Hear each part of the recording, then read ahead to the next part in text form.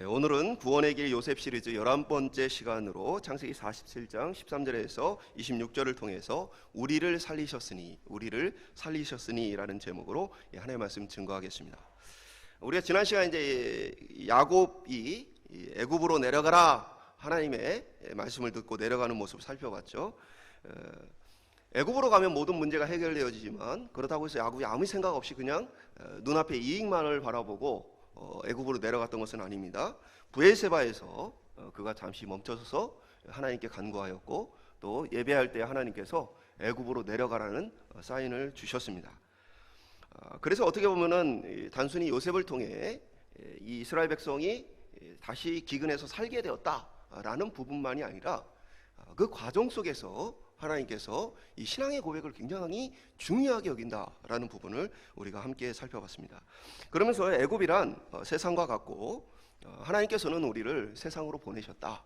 그래서 우리가 애굽과 같은 세상에서 보내심을 받은 자로 살아야 한다라는 말씀을 함께 나누었습니다.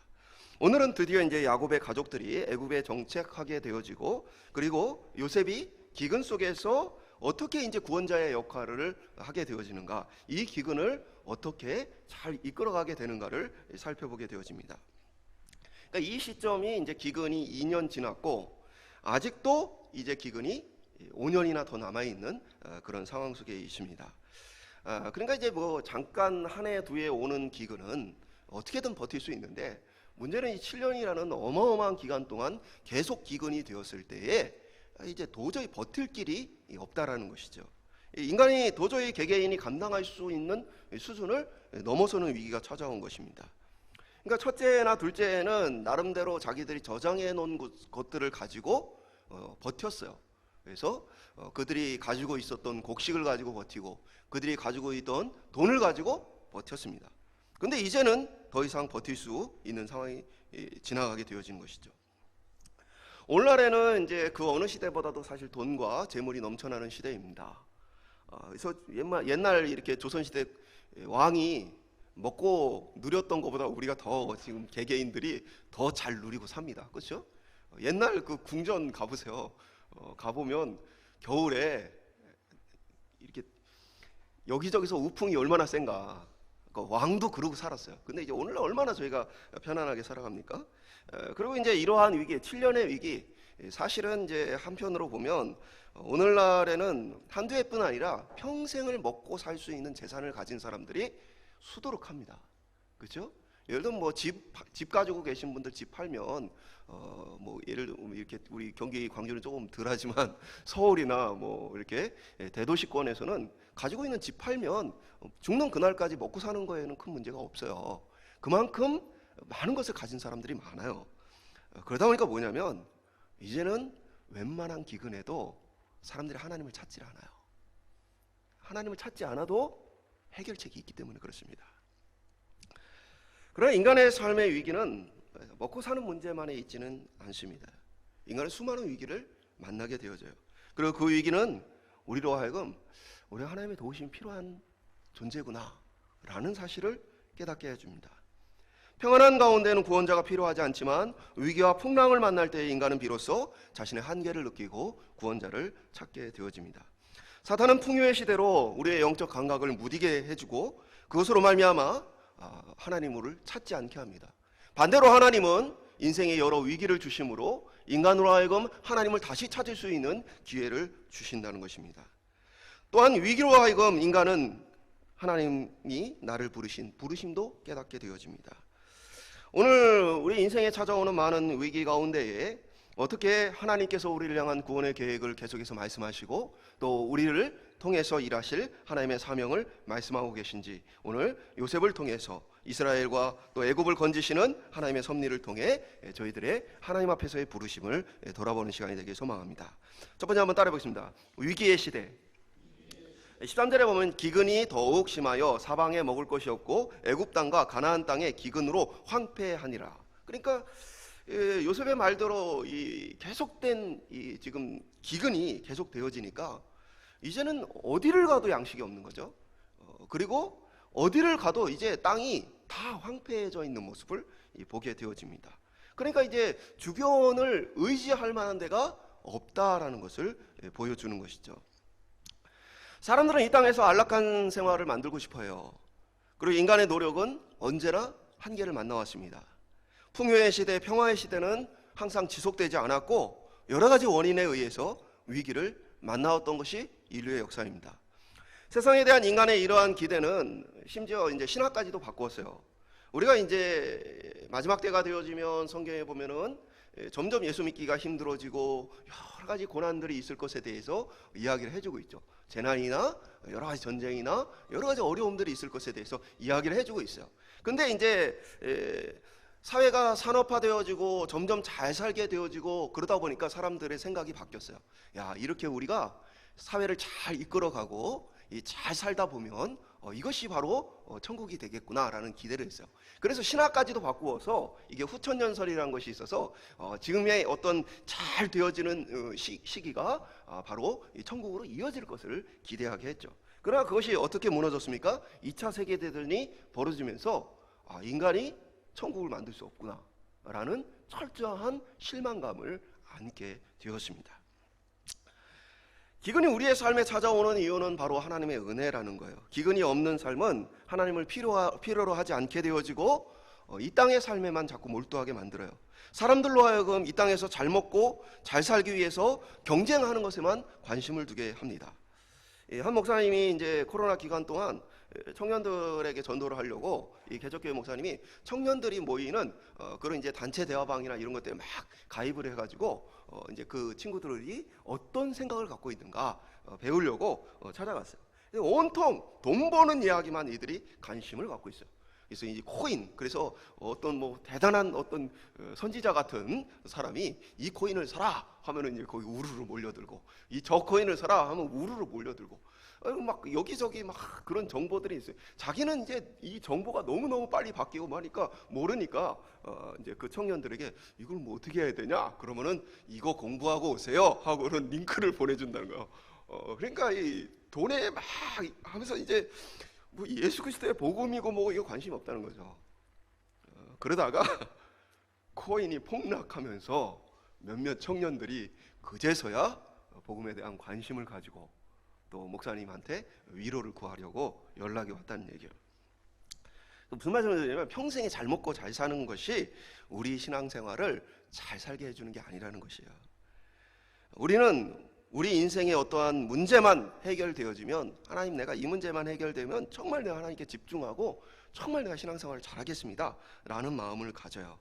그러나 대부분의 사람은 사실 완전한 이 평안 때문에 오히려 신앙생활을 잘 못하게 되는 모습을 보게 되어집니다.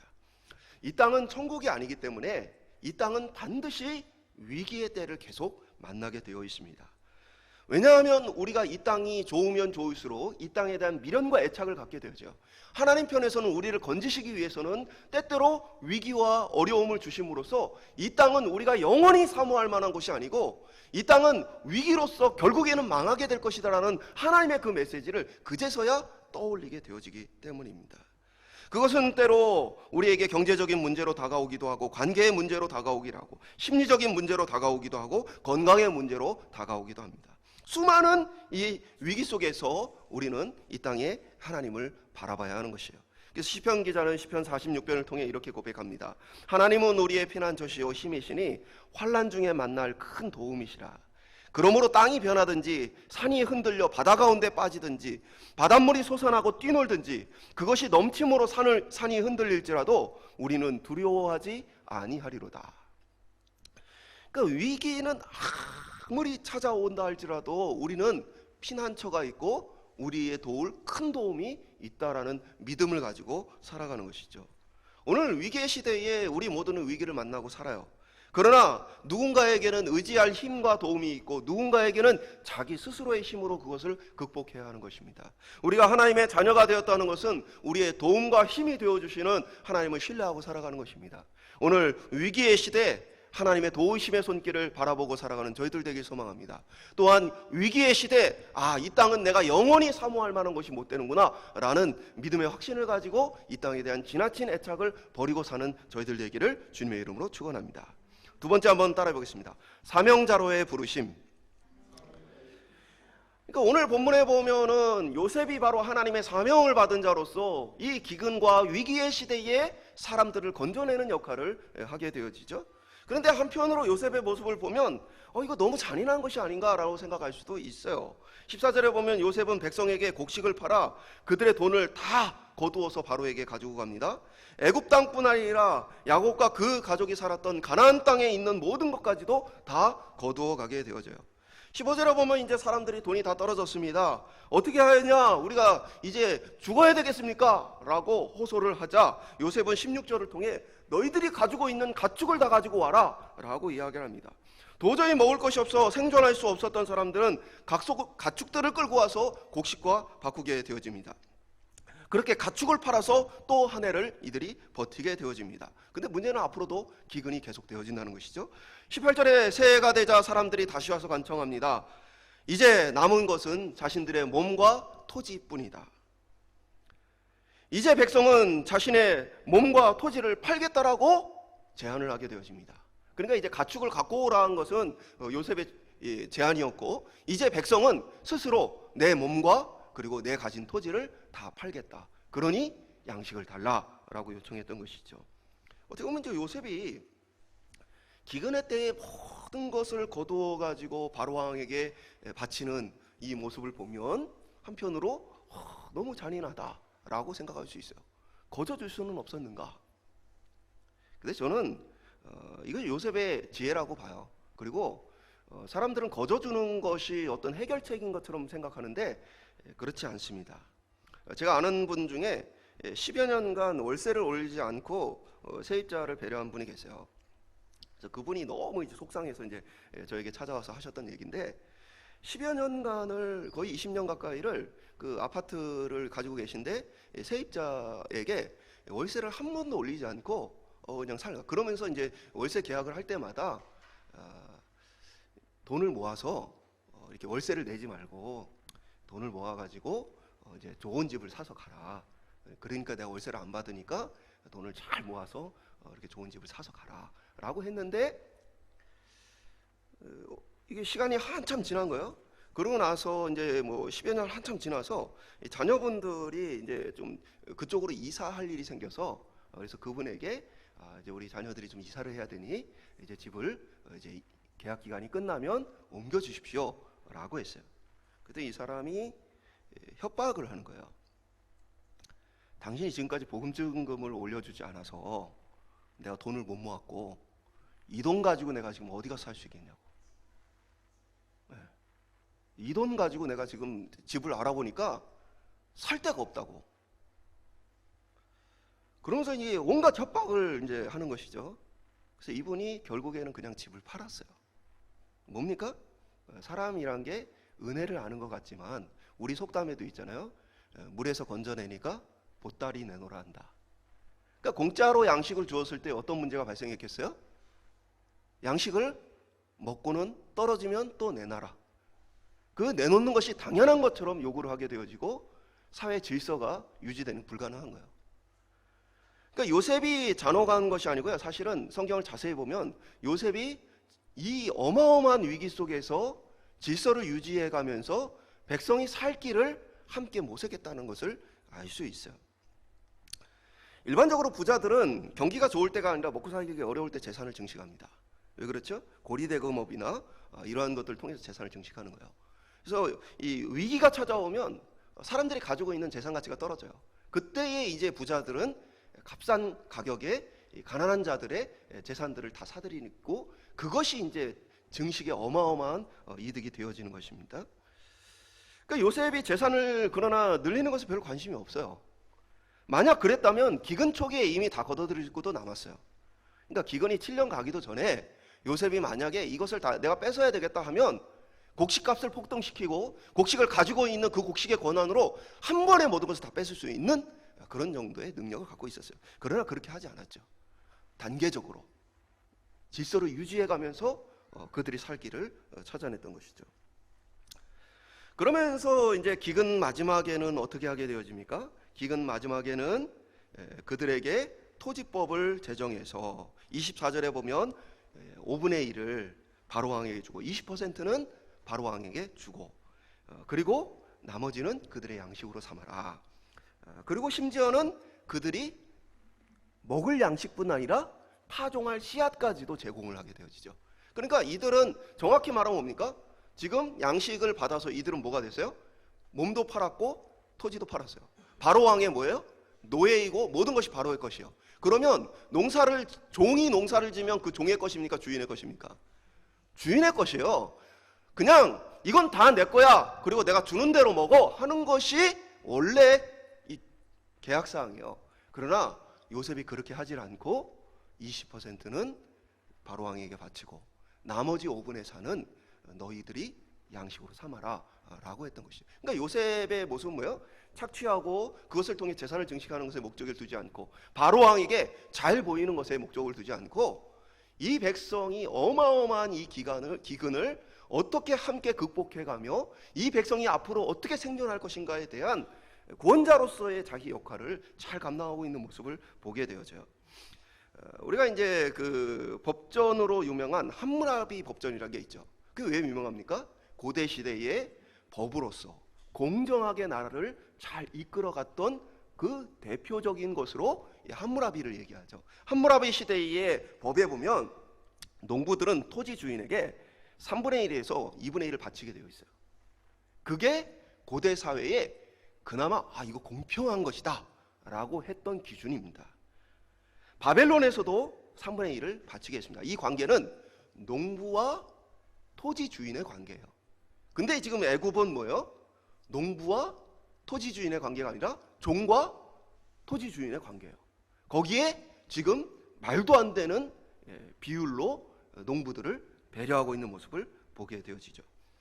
그것은 이제 요셉이 이 농부들에게 했던 말에 나타나 있어요.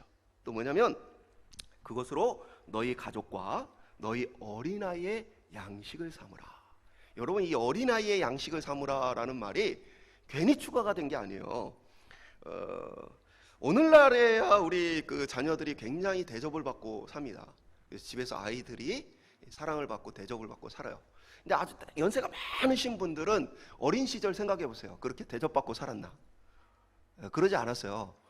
제가 이제 한 선교지에 갔을 때 그 이제 시골에 갔는데 저희들을 이렇게 잔치자리처럼 막 음식을 어마어마하게 준비를 해가지고 이제 대접을 해서 식사를 하는데 제가 이제 양이 너무 많아가지고 음식이 워낙 종류도 많고 그래서 선교사님한테 이거 다 먹어야 돼요? 라고 얘기를 했어요. 그렇게 물은 의도는 뭐예요? 이분들이 정성스럽게 준비를 했는데 음식을 너무 먹지 않으면 남기게 되어지면 혹시 이들의 마음이 좀 불편할까봐 선교사님 이거 다 먹어야 돼요? 이렇게 살짝 물었어요. 근데 선교사님이 다 먹으면 큰일 나요. 왜냐? 어른들이 밥을 먹고 나면 그 남은 걸 아이들이 먹는 거야. 그래서 제가 돌아왔더니 저희가 함께 식사 교제를 하는 동안 애들은 저 뒤에서 보고 있는 거예요. 이제 끝나고 이제 음식 먹고 기대하고 있는 거죠. 그러니까 뭐예요? 그러니까 지금에야 뭐 애들을 먼저 챙겨주고 뭐 이거 먹고 살만하니까 그런 거예요. 근데 과거엔 그러지 않았어요. 어느 사회고 이게 물자가 부족하고 양식이 부족할 때는 먹여 살리는 사람을 먼저 챙기게 되어 있습니다. 이게 생존의 조건이에요. 정확히 말하면 뭐 어른도 아니에요. 우리 집을 먹여 살릴 수 있는 사람이 건강해야 우리 전부가 살 수 있어요. 그렇기 때문에 그 집에서 일을 하고 돈을 벌어오는 사람에게 계란도 먼저 주고 양식 먼저 주는 거예요. 그러니까 이 얘기는 뭐예요? 너희 어린 아이들의 양식으로 삼아라라는 얘기는 그것으로 부족하지 않다는 거예요. 지금 요셉이 제시한 조건은 농부들로 하여금 충분히 자신의 모든 가족을 먹여 살릴 수 있는 정도를 그들에게 제공해 주었다라는 것이죠. 이러한 이제 요셉의 은혜의 모습은 또 무엇을 통해 알 수 있어요? 백성들의 반응을 통해 알 수 있죠. 이 백성들이 뭐라고 합니까? 25절에 보면 그들이 이르되 주께서 우리를 살리셨사오니 우리가 주께 은혜를 입고 바로의 종이 되겠나이다. 이 얘기는 뭐예요? 이런 조건이라면 우리가 바로 밑에서 대대손손 살겠습니다. 우리를 살려주셨습니다. 이러한 조건이라면 우리는 바로의 종이 되어도 좋겠습니다. 그러니까 그들이 이 제안을 들었을 때 뭐예요? 흡족했다는 거예요. 내가 종이 되어도 좋을 만큼 흡족한 은혜의 조건이었다. 당시 시대 상황에서는 매우 파격적인 제안이었다라는 것을 알 수 있어요. 이 은혜의 시대는 바로 위기 속에서 건지시는 하나님의 손길을 보여주는 것입니다. 요셉은 기근과 위기 속에서 하나님의 은혜의 시대를 열어가는 귀한 역할을 감당하게 되어져요. 우리는 요셉과 같이 하나님의 구원의 도구로 부르심을 받은 사람들입니다. 좁게는 우리가 영혼을 구원하는 일을 하고, 넓게는 세상에 하나님의 긍휼과 사랑을 전하는 일을 하게 되어지는 것입니다. 우리는 이 사회의 구성원으로서 하나님의 긍휼과 사랑을 지혜롭게 펼쳐낼 수 있어야 합니다. 물론 말씀드린 것처럼 그것이 무조건 모든 것을 그냥 나누는 것에 있지 않아요. 그 모든 일을 지혜롭게 행해야 합니다. 교회에 있다 보면 여기저기서 이제 전화가 와요. 어렵습니다. 도와주십시오. 밥을 못 먹습니다. 하면서 전화가 와요. 그럼 제가 어디 사십니까? 그러면 인터넷을 검색을 해서 거기에 있는 가게를 제가 검색해서 제가 그곳으로 돈을 보내놓을 테니까 당분간 거기서 필요한 것들을 가져가서 지내십시오 라고 얘기를 하면 욕을 하면서 저는 끊습니다. 많은 사람들이 돈 내놓으라고, 계좌이체하라고. 그러니까 이들은 먹고 살 만큼 어려운 게 아니고 돈을 얻는 거에 목적이 있는 거예요. 그래서 저는 돈으로 돕는 일들에 대해서는 경계를 합니다. 대신 정말 먹을 것이 없습니다 하면 차라리 그곳에 제가 계좌이체를 해서 그 가게에 돈을 보내놓고 거기서 필요한 양식을 가져가십시오. 왜냐하면 또 제가 노숙인 봉사를 오랫동안 해오면서 노숙인들에게 돈을 주는 것은 크게 유익하지 않아요. 대부분은 술을 마시거나 이런 데 사용을 합니다. 양식은 사실 이렇게 기관들에서 많이 이렇게 제공을 해주고 있어요. 그래서 노숙인 봉사를 할 때에 노숙인들에게는 절대 돈을 주지 마십시오. 그런 이야기를 해요. 왜? 오히려 그것이 술 먹고 사고를 치게 되어지는 원인이 되기 때문입니다. 겨울에 얼어 죽기도 하고 그렇기 때문에 그분들에게 필요한 부분들이 있다면 차라리 그 물건으로 그분들이 필요한 것을 공급해 주십시오. 그러니까 뭐냐면 어떻게 우리가 도울 것인가에 대해서도 우리가 지혜롭게 이런 일들을 감당해야 한다는 것이죠. 가장 좋은 건 뭡니까? 좋은 기관을, 신뢰할 만한 기관을 통해서 돕는 것, 그것이 훨씬 더 나은 방법이죠. 신뢰할 만한 기관을 통해서 그 기관이 돕는 데에 우리가 함께 협력하는 것이 유익하죠. 오늘 우리는 하나님께 이 위기의 시대에 어떤 이들에게는 감정적인, 정서적인 어떤 위기를 만났을 때 그들을 따뜻하게 대해주는 게 우리의 어떤 하나님의 부르심이고, 또 어떤 이들에게는 물질적인 필요가 필요할 때, 지금 뭐 기근이나 전쟁으로 어려움을 겪는 그러한 이들에게 그러한 물질적인 도움을 주는 것도 하나님의 부르심일 것입니다. 그리고 어떤 이들에게는 아프고 힘들 때 함께 기도해 주는 것도 하나님의 부르심일 것입니다. 오늘 저희들 속에서 요셉과 같이 위기의 시대 속에서 하나님께서 우리를 부르셨다는 사명감을 가지고 이 땅을 사명자로 살아갈 수 있는 저와 여러분 되시기를 주님의 이름으로 축원합니다. 그리고 그러한 우리를 통해서 하나님의 은혜의 시대가 위기의 시대를 은혜의 시대로 바꾸는 역사가 나타나기를 소망합니다. 마지막으로 따라해 보겠습니다. 예배자로의 부르심. 바로 왕은 요셉을 통해 모든 영광을 다 얻게 되어지죠. 백성들은 백성의 모든 것을 자신의 것으로 삼습니다. 백성 모두가 바로의 종이 되겠다고 바로를 향해서 마음을 여는 모습을 보게 되어집니다. 아마도 최고의 왕의 위엄과 최고의 왕권 강화의 시기가 되었을 것으로 보여집니다. 위기의 시대는 사실은 왕권도 위태롭죠. 비가 오지 않고 농사가 힘들어지면, 또 경제가 어려워지면 백성들은 왕을 원망하게 되어집니다. 미워하게 되어져요. 여러분 생각해 보세요. 아무리 왕이나 이 지도자가 성실하고 좋은 사람이라 할지라도 당장에 먹고 사는 것이 다 힘들면 그 사람을 향해서 성실하고 좋은 사람이라는 얘기가 안 나옵니다. 그렇죠? 욕밖에 안 나와요. 오늘날에도 세계 경제가 어려워지면서 특별히 더 어려움을 겪는 나라들에 보면 시위가 끊임없이 일어나게 되어지죠. 먹고 살기 힘드니까 그들이 투쟁하는 거예요. 하물며 7년이라는 대기근을 만나게 된 이 정부가, 애굽의 정부가 어떻게 버틸 수 있겠어요? 일반 상식으로는 이 나라는 이미 질서가 무너지고 이미 약탈이 시작되어지고 이미 이때의 정부는 붕괴하는 것이 당연한 것이에요. 그런데 요셉은 오히려 이 위기의 시대에 바로 왕으로서 더 강력한 왕권을 갖게 하고 나라를 하나로서 훨씬 더 묶어내는 모습을 보게 되어집니다. 위기 속의 백성은 바로 왕을 더 사랑하고 존경하게 되어지고 스스로 바로 왕의 종이 되겠다라고 선언하게 되어집니다.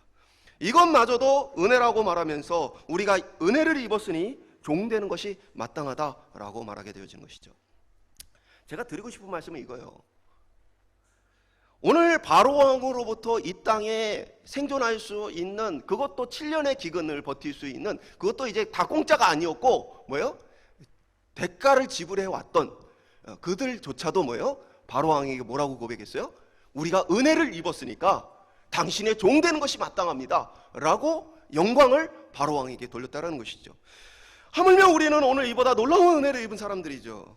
요셉은 백성이 7년의 풍년 동안 저축해 놓은 양식으로 은혜를 베풀었지만 우리는 예수 그리스도 하나님이신 그분의 생명을 우리가 받아서 그것으로 하나님의 구원, 예수 그리스도의 십자가로 말미암아 이 땅에서의 잠깐의 생명이 아니라 영원한 생명을 하나님께 받은 큰 은혜를 우리가 입었어요. 오늘 그들이 나는 바로의 종입니다, 바로의 은혜를 입었기 때문입니다 라고 말한다면 우리는 어떻게 고백을 해야 될까요? 우리가 정말 예수 그리스도의 십자가에 못 박고 우리를 영원한 지옥의 위기에서 건져내신 그 하나님의 은혜를 우리가 안다면 우리는 그 은혜에 대해서 어떻게 고백을 해야 될까요? 우리는 하나님의 종입니다. 하나님께 마땅한 영광을 우리가 돌려야 할 거예요. 그러나 오늘 말로는 하나님의 은혜를 말하고 하나님의 영광을 말하지만 하나님 앞에서 종으로 살아가는 사람을 찾아보기가 쉽지 않죠. 종은커녕 소장농으로 살아가는 사람 찾기도 쉽지 않은 시대를 살고 있습니다. 오늘 우리가 하나님께서 우리를 건져주신다, 또 우리에게 그렇게 베풀어 주시며 주님께서 우리에게 놀라운 은혜를 주셨다. 오늘 저희들의 삶에 이 고백이 있다면 우리를 살리신 그 은혜에 나는 하나님 앞에 어떻게 고백할 것인가 깊이 묵상할 수 있게 소망합니다. 나를 살리셨다면 우리는 나를 살리신 분에게 어떻게 해야 할 것인가? 오늘 본문을 스스로 묵상하면서 내가 어떻게 해야 하는가, 여러분 스스로 답을 찾아보면 좋겠어요. 그리고 그것이 마땅히 우리의 주인 되시고 왕 되신 하나님께 영광되는 길이 되기를 소망합니다. 우리를 통해 하나님께 마땅한 영광이 돌려지는 예배자의 삶, 모든 곳에서 구원받은 하나님의 백성의 영광이 하나님께 올려드리는 영광의 시대, 오늘 저희들 통해 열려지길 소망합니다. 그리고 우리의 그러한 하나님께 영광 돌리는 삶을 통해 믿지 않는 자들조차도 하나님께 대한 감사와 영광을 돌릴 수 있게 우리가 그러한 하나님께 쓰임받는 귀한 삶을 살 수 있게 소망합니다. 말씀 맺도록 하겠습니다. 세상에서 가장 강력한 나라, 가장 안전한 나라 애굽에도 위기가 찾아옵니다. 7년의 풍년의 기쁨만이 있는 것이 아니라 7년의 대기근이 찾아오기도 합니다. 이는 이 땅이 영원한 천국이 아니란 사실을 우리에게 보여줘요. 위기는 우리의 국가와 사회에도 또 우리 개개인에게도 계속해서 이 땅에서 나타나게 될 것입니다. 그것은 우리로 하여금 이 땅에 대한 지나친 애착을 버리고 영원한 하나님의 나라의 약속을 사모하게 하시는 하나님의 은혜입니다. 무엇보다 영원한 지옥의 위기로부터 우리를 건져주신 그리스도의 십자가의 그 은혜를 우리가 기억할 때에 우리는 두 가지를 하나님 앞에 기억해야 합니다. 무엇입니까? 하나는 바로 우리가 예배자로 부름을 받았다는 것이고, 또 다른 하나는 우리가 사명자로 부름을 받았다는 것입니다. 오늘 우리는 우리만의 구원을 아니라 많은 이들에게 하나님의 사랑과 은혜를 나누기 위해 부름을 받았다는 것, 그리고 우리가 받은 그 은혜에 대한 감사로 하나님 앞에 예배하는 자로 부름을 받았다는 것. 오늘 저와 여러분이 하나님의 이 사랑을 실천하고 하나님께 영광을 돌리는 거룩한 부르심에 합당한, 오늘 우리를 살리셨습니다, 우리를 살리셨습니다, 이 고백을 묵상하시면서 우리 안에 어떻게 신앙생활을 하고 어떻게 우리에게 주어진 삶을 살아갈 것인가, 주님 앞에 대답을 듣고 또 거룩하고 존귀한 삶을 살아갈 수 있는 저와 여러분 될 수 있기를 주님의 이름으로 축원합니다.